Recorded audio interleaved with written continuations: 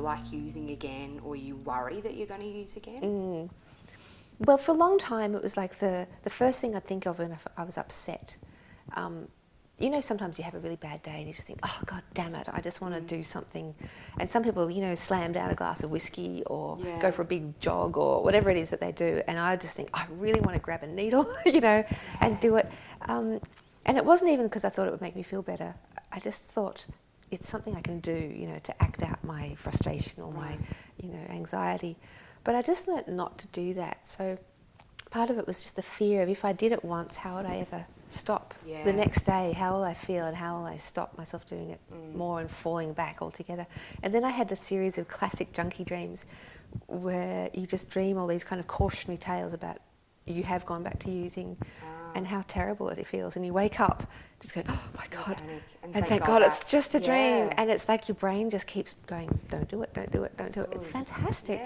So I had them for years and I just didn't do it, and I managed to fill my life up with other things. Like I did a writing program and I re-established my friendships and made new friendships and, you know, got a life and moved out and did all the nice things. So that kind of just took up all the space where heroin might have been.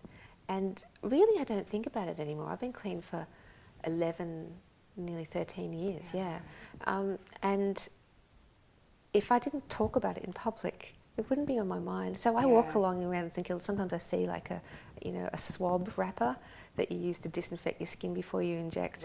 You see them around, and I see them and I notice them, but I don't think, oh, I wish, you know.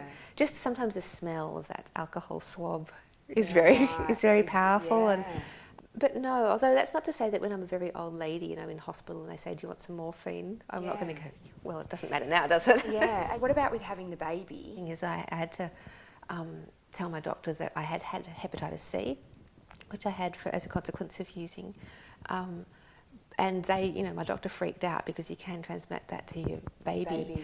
But I am one of the lucky ones, and I had treatment through the public health service, which I'm very grateful for, and I cleared that up as well. So that was the main thing that I took away from having used drugs, was that I ended up with was a potentially terrible disease.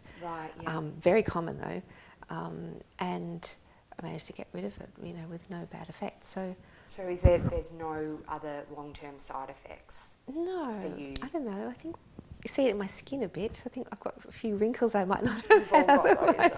I'm 40. I'm allowed to have wrinkles. They're just living lines, aren't yes, they? that's right. Living texture. That's what it is. I don't care.